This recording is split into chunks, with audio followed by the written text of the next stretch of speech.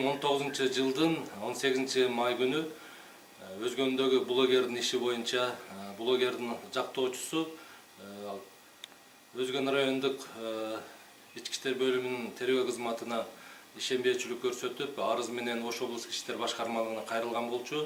Ош облустук иштер башкармалыгы анда козголгон кылмыш жаза кодексинин 266 беренеси боюнча кылмыш ишин Ош облустук иштер башкармалыгынын тергөө кызматына алдырып, кайрадан иштерди карап жаткан учурда чатакташкан эки тарап элдешүүгө келип, бүгүнкү күнү эки тарап бири-бирин кечиришип, алардын үстүнөн козголгон кылмыш иши кыскартылды. Бүгүнкү күндө блогер Кадырбек Бауыржан Абдумаликовичтин иши боюнча айтып өтсөм, Бауыржандын иши Өзгөн райондук ички иштер бөлүмүндө каралып жаткан болчу, бирок буга чейин бир канча жолу милиция кызматкерлери менен блогердин ортосунда пикир келишпестиктер болгондугунан улам мен Ош областык ички иштер башкармалыгынын атына арыз жазып, бардык кылмыш иш материалдарын бул жака алдырттык.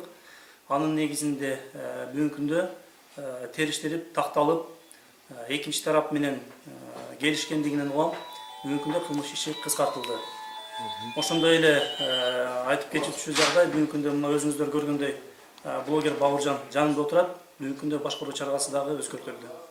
Мындан улам үчүнчү бир күчтөрдүн сөзүнө кирип, улуттар аралык маселени көтөрбөгө чакырып кетем. Азыр өзүңүздөр дагы көрөсүздөр, бул боюнча эки тараптын кол алышып, бири-бирин кечиришип, улуу ороз айында элдешишти. Козголгон кылмыш кандай болду? Аз бул блогер ушул жерден үйүнө кетеби же кандай болду? Кудай буйруса козголгон кылмыш иши толугу менен бүгүнкү күндө кыскарды. Эң баштык беренеси боюнча кылмыш иш козголгон болчу. Экинчи бөлүм экинчи пункту менен ага мен арыз жазып биринчи пунктуна алып өттүк, биринчи бөлүмүнө. Элдешкендиктен улам анча оор эмес кылмыштын болуп эсептелгендиктен улам кыскартылды. Азыр Кудай буйруса ата-энеси да келген, ата-энеси эртең менен көрүп чыккан, кирип жазгы аткаруу мекемесине кирип, азыр биз менен чогуу, ата-энеси менен чогуу Кудай буйруса Өзгөн районунда үйүнө кетет.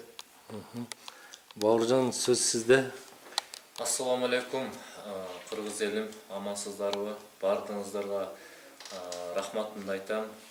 Колдоо көрсөтүп, улуу Рамазан айында кайдыгер карабай, ушундай өздөрүңүздүн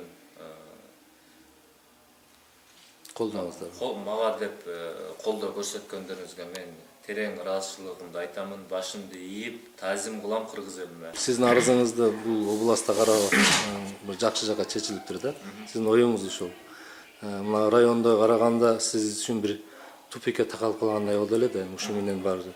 Демек, мына чындык бар экени да бир далилденип атат. Сиз ушул жердеги тергөөчүлөргө оюңуз кандай? Ушул мына кайра ишиңизди караганда. Мен тергөөчүлөргө дагы мага айтып атат, мыйзам чегинде адилеттүүлүк, чындык үчүн кайдыгер карабай сиздин камалганыңызга биз да колубуздан келишинче иштеп карап бердик. Мынакей жыйынтыгы жакшылык менен бүттү деп атат. Мен ушул мына мамлекеттик кызматкерлерге 5 кол бирдей эмес.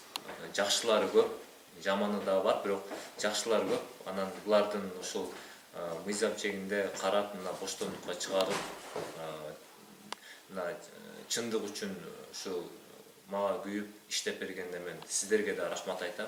Мына ушу сиздердин окуяңыздарды бир пайдаланып, улуттук маселеге айландырган бир жарандарга кайрылуу кетсеңиз. Мен эми ушул мисалы жоктон бар кылып, жок нерсени ушундай кылып деп бурмалап, бул жерде эми маселе мисалы просрочный продукция болуп атат. Андан сырткары жанагындай коомдук жайда оозгалык сөздөр менен жана ар намыш секилди. Анан именно мисалы улуттаралык маселе жок, эми ошону мен суранат элем жанагы туура эмес түшүнгөн адамдарга улуттаралык маселени көтөргөнүңүздөрдү мен суранат элем, башымды ийип таазим кылып суранат элем. Коомдук жайда кимдер гана болбосун, баарына мыйзам бирдей болушун жана элибизге эч кандай зыян бере турган иш аракеттер болбошун талап кылам мен.